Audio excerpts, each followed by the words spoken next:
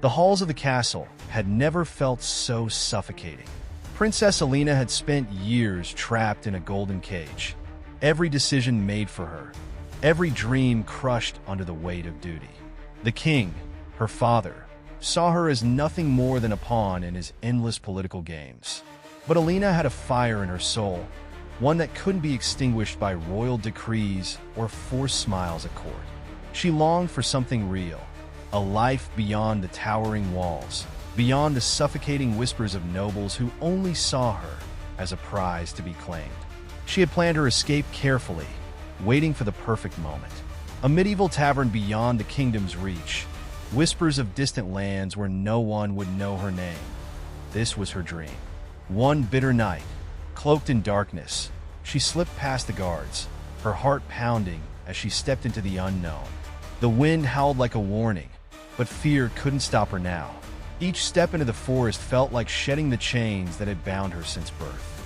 Finally, she was free, or so she thought. The deeper she ventured into the night, the more the cold bit into her skin. The flickering lights of the castle faded behind her, swallowed by the vast, unforgiving landscape. This was no fairy tale. This was survival. Every crack of a branch, every whisper of the wind sent a shiver down her spine. She had read of knights and heroes, of noble rescues and grand adventures, but no story had prepared her for this. The truth was far harsher. Out here, she was just another traveler, vulnerable to the dangers lurking beyond the safety of royalty. But Alina wasn't the only one wandering these lands. Somewhere in the solitude of his cabin, a man lived in exile, a solitary doctor cast out by the very kingdom she fled from. He had once healed princes and peasants alike, but betrayal had stolen his place in the court. His hands, skilled in mending the broken, now worked in silence, far from the wealth and politics of the castle. Though the kingdom had abandoned him, he still believed in compassion, in empathy, in the duty to save a life, no matter who it belonged to. The night thickened, snowflakes beginning to swirl in a slow, ominous dance. The forest was merciless, its paths unpredictable. Alina's breath came in ragged bursts as she pushed forward, her body trembling under the weight of exhaustion. She hadn't accounted for the sheer brutality of winter, for the way the cold would sap her strength. Rescue and survival were no longer just distant ideas. They were the only things that mattered now. But the storm had no mercy, and fate had no kindness. It was only a matter of time before the darkness claimed her. And then it did. A single misstep, a patch of ice hidden beneath the thick snow. She barely had time to gasp before she fell, her body crashing onto the frozen ground. Pain shot through her leg, sharp and unrelenting. She tried to move, but agony held her captive. The weight of the snow pressed against her, the howling wind drowning out her cries for help. The world blurred as panic settled in. No one knew where she was. No one was coming to save her. This wasn't a grand adventure. This was the price of freedom. Her hands clawed at the frozen ground, desperation overtaking logic. But the pain was too much. She was no warrior, no trained survivor. The dream of escape had turned into a nightmare of isolation, and for the first time, she questioned if she had made a mistake. Was this how her story would end? Lost in the cold, swallowed by the very world she had longed to see? Her vision darkened, her body betraying her. As the snow wrapped around her like a merciless embrace, she realized she wasn't ready to die. Somewhere, through the blinding storm, footsteps approached. Slow at first, then quicker, purposeful. A shadow moved between the trees, drawn by something unseen. Rescue had never seemed so impossible, yet fate had other plans. Because in this moment, as the storm raged on, two paths were about to cross in a way neither of them could have predicted. And for the first time in years, Alina was no longer running. She was waiting. If you like exciting medieval stories, you can help us by subscribing, activating the bell, and leaving your like. The storm had no pity. Snow whipped through the air in violent spirals, stealing what little warmth remained in Alina's body. Her breaths came in shallow gasps, each one a battle against the ruthless cold. She tried to shift her weight, but the pain in her foot sent sharp, unbearable jolts up her leg. Trapped beneath the thick, unforgiving snow, she felt the bitter edge of fear clawing at her resolve. This was not the daring escape she had envisioned. This was a test of survival, one she was dangerously close to failing. Time lost meaning in the relentless white abyss. The once familiar world of the castle felt like a distant dream, replaced by the brutal reality of the wilderness. The cold seeped into her bones, numbing her fingers as she tried, in vain, to dig herself free. There was no rescue, no safety net, only the howling wind and the sinking realization that she was truly alone. The fairy tales had lied. There were no knights waiting in the shadows, no heroic rescues in the dead of night. If she didn't fight, no one would fight for her. But how could she fight against something so vast, so merciless? Snow pressed against her skin like a second layer of ice, stealing every ounce of warmth. She had once thought of the outside world as an escape, a place of endless possibilities. Now it felt like a cruel punishment for daring to leave. She had been raised with comfort, shielded from suffering. Now, she faced the elements with nothing but a broken body and fading strength. Her father's castle may have been a prison, but out here, the world was a battlefield. The storm roared louder, drowning out her thoughts, turning the night into an endless void. The pain in her foot was sharp, unbearable, but it was the cold that terrified her more. Her body was shutting down, her limbs growing heavier with each passing second. She knew what came next. The stories of travelers lost to winter spoke of a slow, dreamlike descent into oblivion. First, the numbness, then the exhaustion, then the quiet acceptance. She wanted to fight, but her body no longer listened. The snowstorm was winning. Just as her eyelids fluttered, the wind carried something new, a sound, faint but unmistakable. Footsteps. They crunched against the frozen ground, moving with purpose. A figure emerged through the storm, shadowed but real. She wanted to cry out, to move, to do anything but lie there helpless. But the cold had stolen her voice, leaving only a soft, barely audible whisper.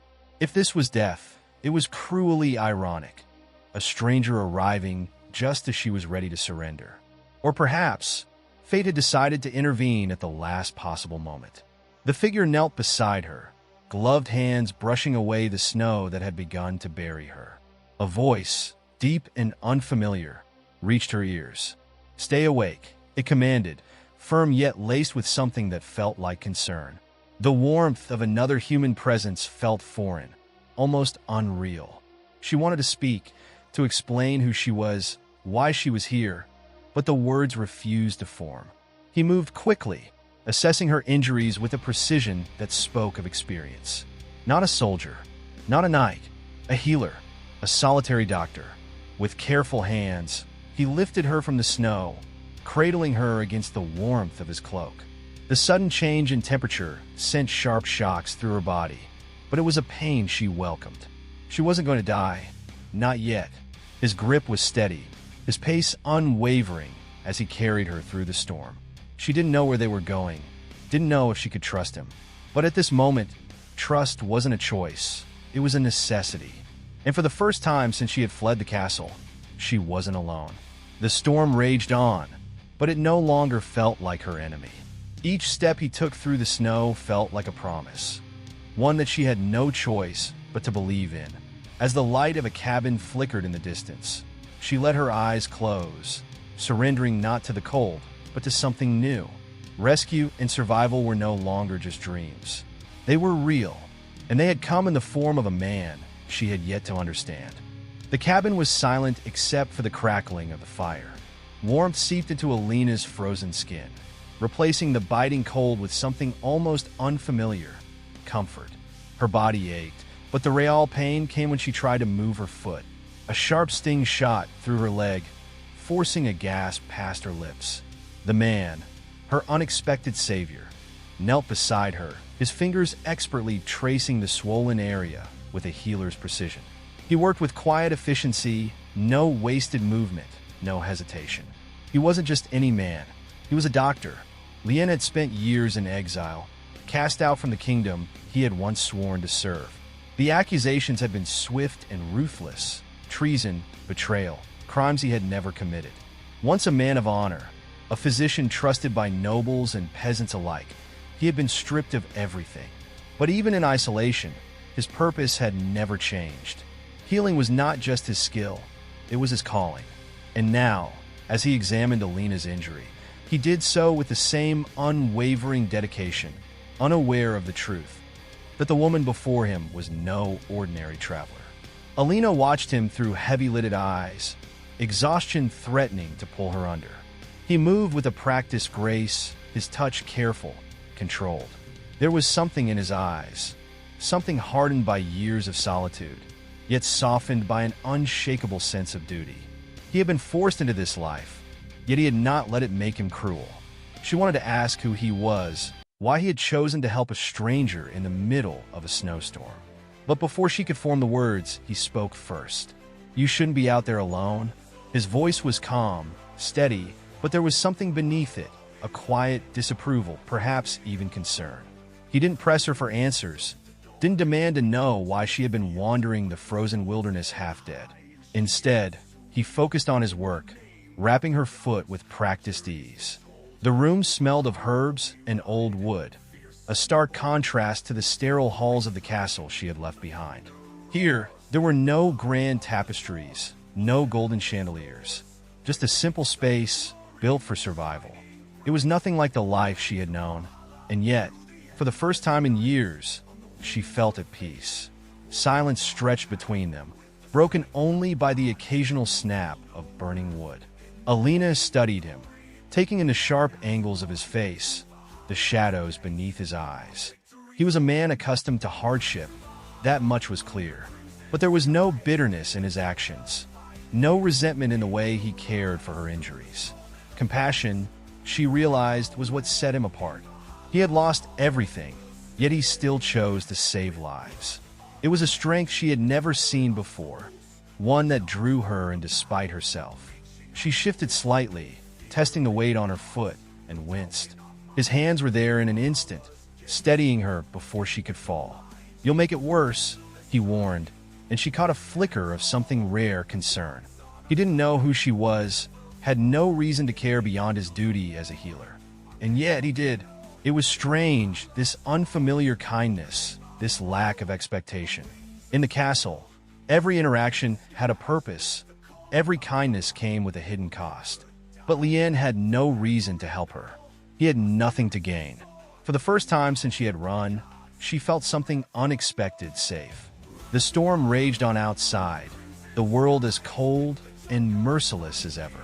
But here, in this tiny cabin, a stranger had given her warmth, shelter, and something far more precious, a chance to keep going. She wanted to tell him the truth, to reveal the weight of the crown she had cast aside. But would he still look at her the same way? Or would he see her as just another royal, another name that had once sat in judgment of him? The answer could wait. Right now, all that mattered was that she was alive, and for that, she owed him more than she could ever repay. But fate had a cruel sense of irony, because while she had been searching for freedom, she had unknowingly walked straight into something far more dangerous than the storm. Something that neither of them had been prepared for. Days passed in the solitude of the cabin, each moment blurring into the next. Alina's injury bound her to stillness, forcing her to accept a rhythm of life she had never known. One without royal duties, without expectations, without the weight of a crown. And in that quiet space, something unspoken grew between them.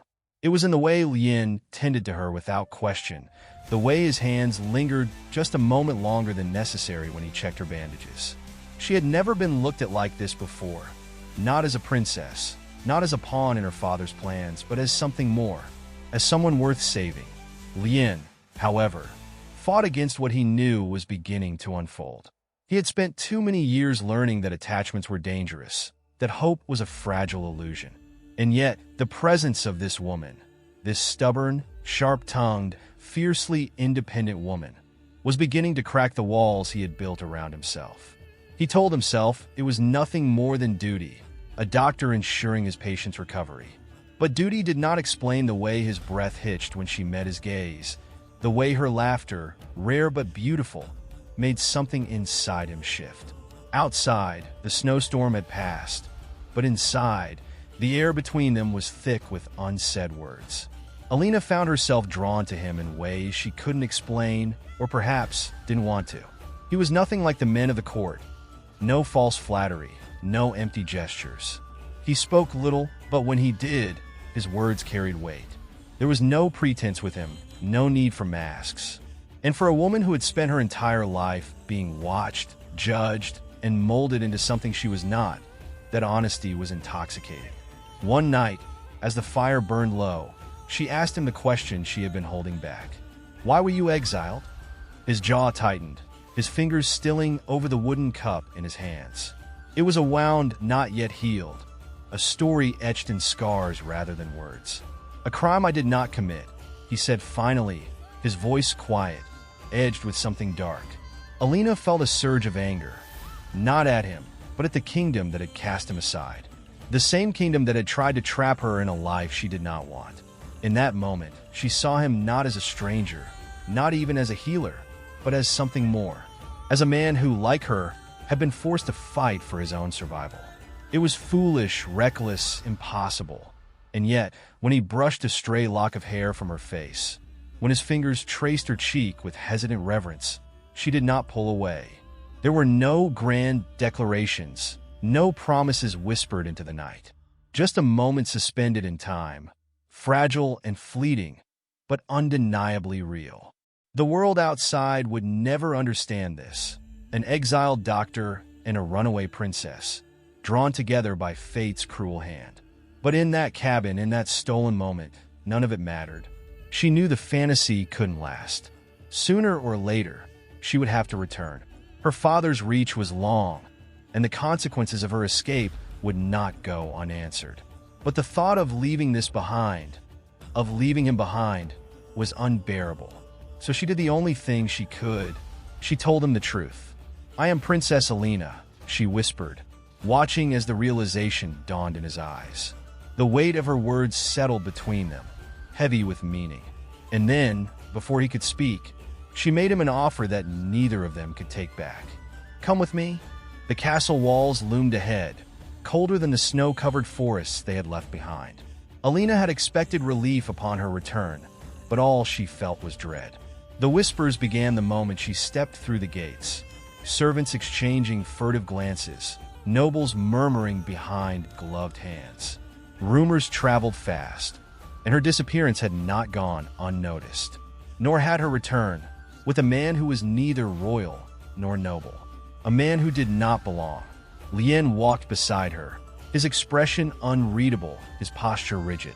He had faced exile before, but this was something far worse. The king's fury was immediate. His voice thundered through the grand hall, demanding an explanation, demanding to know where she had been, who she had been with. Alina stood her ground, refusing to bow, refusing to lie. "He saved my life," she said, her voice unwavering. "I would not be standing here if not for him." The court gasped, scandalized. A princess alone with a man? A healer with no title, no status? It was unacceptable, shameful. The kingdom would not tolerate such disgrace. And so, the whispers turned to demands. She had to be married. Now, Lien had faced death, betrayal, exile, but nothing had prepared him for this. A forced marriage, not out of love, not even out of choice, but to protect the fragile honor of a kingdom that had already cast him aside. He looked at Alina, searching for hesitation, for regret. But she met his gaze with something fierce, something unshaken. "They will not control me," she whispered. "Not anymore." It was not a plea. It was a challenge. And for reasons he could not explain, for reasons he dared not acknowledge, he found himself nodding. The wedding was arranged with brutal efficiency. The court rejoiced, twisting the scandal into a tale of duty and redemption. The princess had returned, and order had been restored. But beneath the layers of silken fabric and ceremonial gold, Alina felt the weight of the cage closing in once more. This was not how she had imagined love. This was not the life she had fought for. And yet, when she looked at Lien, she saw not a stranger, not a mistake, but a man who had stood by her side when no one else had. A man who had given her the one thing the crown never could choose. The night before the ceremony, she found him standing by the grand windows, staring into the vast nothingness of the world beyond. "Say the word," he said, voice low, "and we leave. Right now. It would be so easy to disappear, to return to the forests, to the quiet sanctuary of his cabin, to live not as princess and exile, but as two souls bound by something neither of them had asked for." The thought was intoxicating, but she knew the price of running. The kingdom would never stop hunting her. And Lien? He had already lost everything once. She would not let him lose it again. So she smiled, reaching for his hand. "Then we do this our way," she said. And for the first time, she saw it. The flicker of trust in his eyes, the unspoken promise that whatever happened next, they would face it together. The wedding bells would ring, the court would celebrate. The kingdom would believe it had won. But beneath it all, in the silence between them, something far more powerful had taken root. Love had not been forced upon them. It had been found in the unlikeliest of places, in the quietest of moments. And though the world saw only duty, they knew the truth. This was not an end. This was just the beginning.